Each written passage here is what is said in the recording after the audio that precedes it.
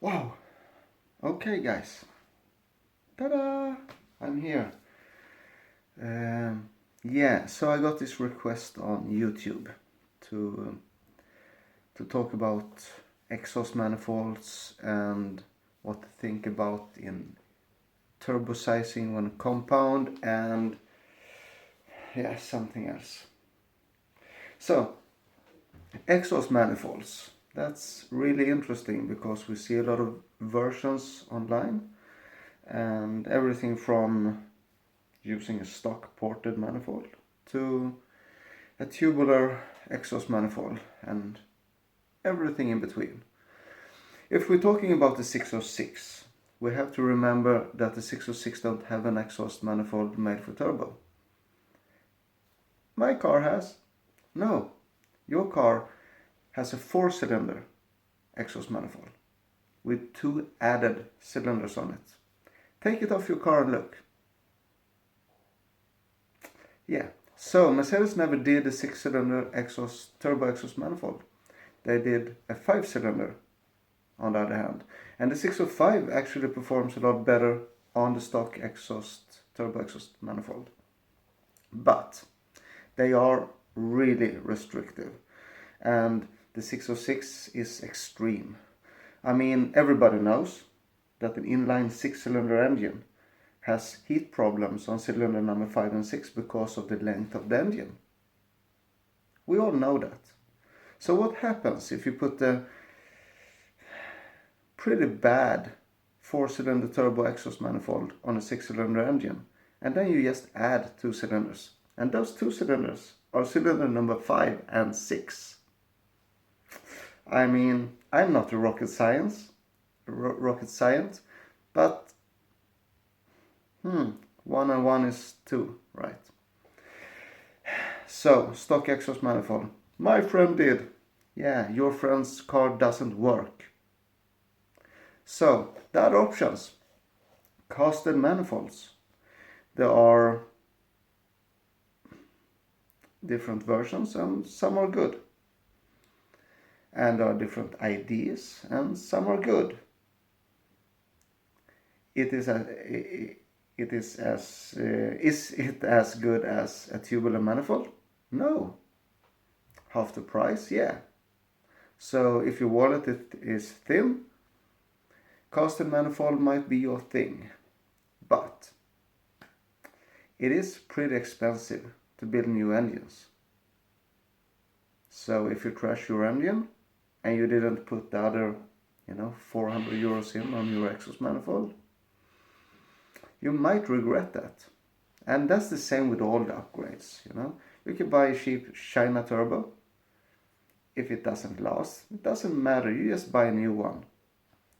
But how many will it take before you reach the same amount of money as a really good turbo? I mean, we can cry once, pay once and cry once. What the fuck you say in English? Cry once. That's at least the thing of the fucking thing. So if you cry once, it's okay. But if you cry 5, 6 times, it's not so fucking okay. So think about that. Tubular manifolds. They are also in a million different versions.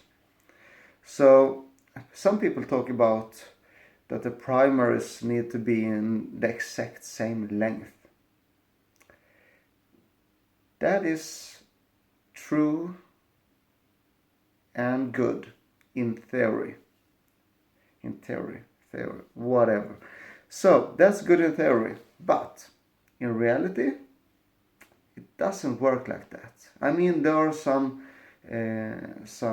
Audi 5-cylinder cars that are doing racing, drifting, or some type of stock competition like Group B maybe. I don't remember. It doesn't matter. 5-cylinder Audis that are utilizing a big part of the engine bay. First of the engine is really far forward. It's in front of the front axle. And they have nothing on the right side of the car. So they can build a tubular manifold that is just straight out from the fucking engine and put a turbo on it. really good. Really, really good. But in your car, you can't do that. So you have your engine and you have your turbo, and you need your exhaust manifold to be like this. So then we go away from the equal length primaries, because everybody knows the easy understandable physics, that if you have a straight fucking pipe and you have gases blowing through it, it's as little resistance as we can get. We only have the friction in the tube. But if your pipe looks like this, the gas don't want to bend. It don't want to go around corners. It will just go straight into the wall and then be forced around the bend. So if you have one pipe from your head that is fairly straight, and you have one that is not, equal length doesn't matter one bit. So think about equal resistance. I think that's a more proper way to think about it. You want as little bends as possible. That's the first thing. You want as high exhaust gas velocity as possible. That's the second thing. Equal length? Yeah, if you can. But you can't. So just forget it. Sizing, also really fun. So the sizing is not in exact millimeters. It's like 33.6, 38.3, 42.4, something like that. But just, we quit the fucking decimals. So 33mm tubing is sufficient for like 100 horsepower per cylinder. You can run more. There are guys running BMW 6 cylinders and pushing 1000 horsepower. And 1000 horsepower is like what, 150-ish, 166 horsepower per cylinder if we're quitting the decimals, right? So 166.5 horsepower per cylinder, I think it should be. Then you have 1000 horsepower. So it's possible to push a lot of power through a 33mm tube. But it is better to use a larger runner, 38mm. 38mm you can do 1000 horsepower. You can do your 150 horsepower per cylinder. If you want more power, or you want less restriction, and you want something else, maybe your exhaust manifold need to have a quite bad design, then you can use a larger runner, of course. You know, the bend is not that sharp because there's more space in the tubing. So 42.4mm, 42mm, that's like the go-to size for most tubular exhaust manifolds. And 42.4mm, I am sure it's some kind of inches as well. I don't know, but it's like standard tube sizing. And that's sufficient for anything you throw at it. The guys running like V8s, Chevy big block V8s and similar, they're running 48. And 48 is big. That's big. And you can do a lot of power. The V8 guys, they're pushing a lot of power, and they only have 8 cylinders, so they need large runners, of course. We are running very low power, and we have 6 cylinders to work with, so I mean, we're not even doing 150 horsepower per cylinder. I mean, most of you guys are happy with 100. Or happy, you're fucking 600 horsepower. So that's the thing to think about. Exhaust manifolds are in a million versions and are designed in a million different ways. Compound turbos, choosing turbos. We're running out of time because I'm just blabbing along. Compound turbos, that's really interesting because we have 2 types of dual turbocharging. We have 3 types, but we're not using twin turbo setups, you know, because 2 turbos is not going to spool on a 606.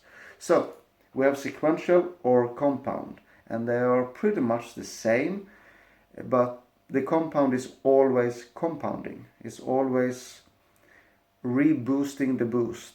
No, that's in Swedish, that makes more sense. I get back to that. But a sequential, using a small one to spool the big one, and then it like disconnect the small one and just run the big one. So it's a more complicated setup to set up, but it is not all the time trying to give you all the boost in the world. A compound setup is compressing. That's the thing else. A compound setup uses a small turbo to compress the air and recompress that air in the big turbo all the time. So the Finnish guys, this is way back in the time, I don't know what the fuck you say today, but back in the days they said that you don't, in Finlandssvenska, you don't count your boost in RPM. Like, when do you turbo spool? Yeah, in like over there, it's like 20 meters. Over there I have 3 bars of boost. And that's pretty funny because you put your foot down and you have full boost. Because you have a small turbocharger. And the small turbocharger boosts now. And when that boosts, your big turbocharger is suddenly on a way bigger engine and will spool now. So that's the thing. But the sequential turbochargers works exactly the same. But for a layman, it's really hard to make the small turbo disconnect. And you can just look at the BMW 335 diesels, for example. They are using sequential turbos and very, very small 46mm turbo and quite a big turbo. Like, what the fuck's the size? Oh, it doesn't matter. It's like a GT30 or something. Yeah, doesn't matter. Really big turbo. But they have this really cool exhaust flap thing that sits in the turbine housing of the small turbo and disconnects everything. And it's pretty hard to make that at home, or at least make it so it lasts. And it doesn't really work with wastegates and so, because the restriction is too much. You just need the gases to flow really good to the big turbo. So it's compounding a little bit before it disconnects, but that's the compound action going on. Other than that, it's single turbo all the way. That's interesting. Choosing turbos for compounding, yeah. Choose a small turbo. That's the thing. Choose a small turbo. But you need like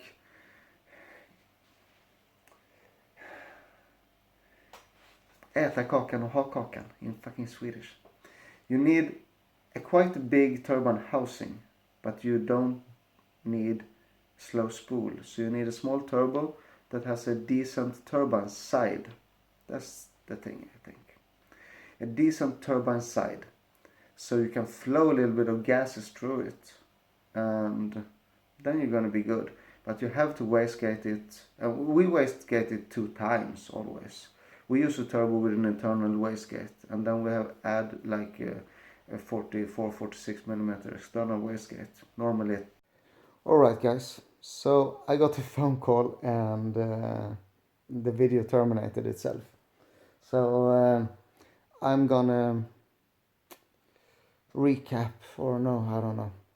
Yes, keep going. We were talking about compounding and small turbos, and that we are using 2 wastegates, an internal and an external, so we can control the boost better. And this is not, we cannot mix this with having a single turbo and a wastegate, because you all know that you not use wastegates on diesel cars. But this is compounding. This is 2 turbos.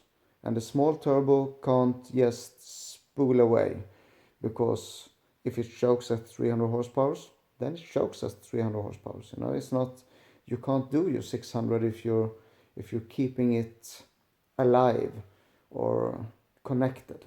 So that's why you need the wastegates between the turbos.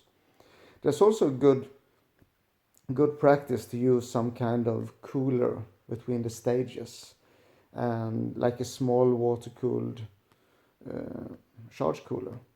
That's like a good thing. You don't have to, but if you have the space, go for it. So wastegates, two wastegates, and we are setting it up uh, like the internal wastegate. This is different, for what turbo you choose, and how you're going to use your car and your top end goal and so on. So anything from the base setting of the internal wastegate up to 1 bar, but normally not more than 1 bar on the small turbo. And then you put your external wastegate 0.2 bars above that, and that's like 3 psi, right? One psi is 0.14 bars, so like, yeah, 3 psi. I think it's 3 psi. So you set it 0.2 bars above because you need the boost to be controlled. And if you open everything, there's a good chance that you will have a dip in boost and your boost will fluctuate, I think it's in English. So opening the small one, it will be sufficient. And when a boost goes up because of the big turbo is acting, then the big wastegate will open and the big turbo will get even more gases through it. So that's how we set it up, and it doesn't matter if you're running a stock internal wastegate 0.5 bars or something. You just put your big one on 0.7. 1 bar, 1.2.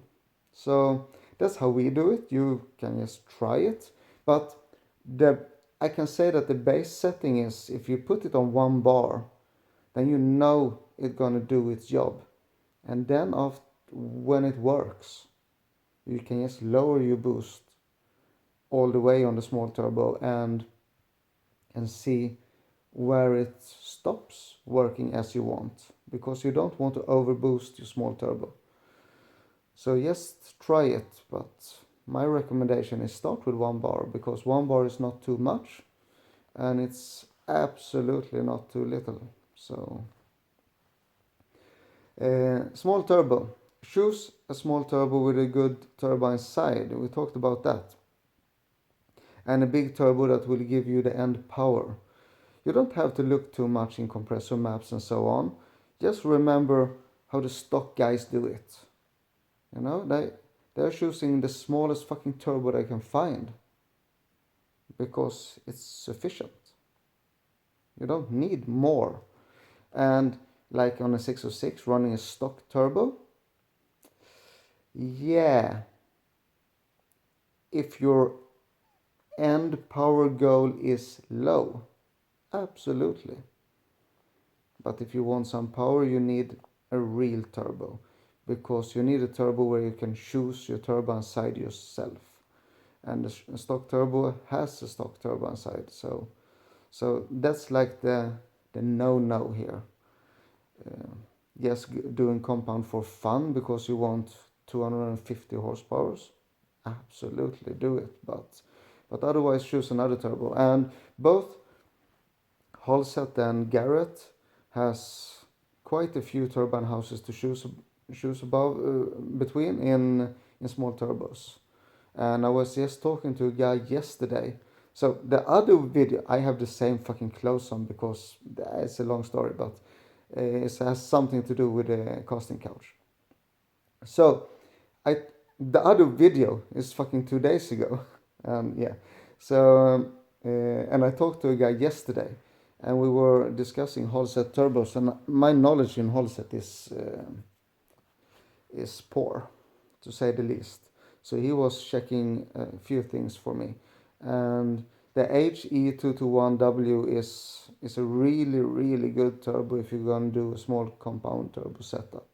He's not running a 605 or 606, he's running another engine, but we were looking at compressor sizes and turbine housing and so on, and there are quite a few available. So it's like a good turbo for compounding. My recommendation, of course, was a Garrett. Why not? I'm a Garrett guy, you know that. And it's just a bang for the buck. The Garretts are not expensive and they perform so fucking good. So it's like, for me, it's a no-brainer. But sure, the hull sets cost less. And they don't use water, so they are easier to install. And it's for some guys, hull sets are good. And the HE221W on paper looks like a very good turbo for a decent compound setup. And he's going to use this together with the HX40. And we were looking at HX35s and HX40s, and the 40 is big, but I think it would perform really good together with the HE221W. We'll see what happens. So choosing turbos is fun, and we can't do more time on this video because we're pushing 20 minutes. More than that, 22 maybe.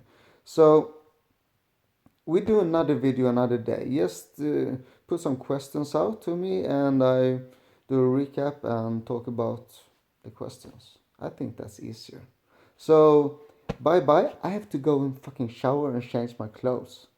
Love you all. Bye.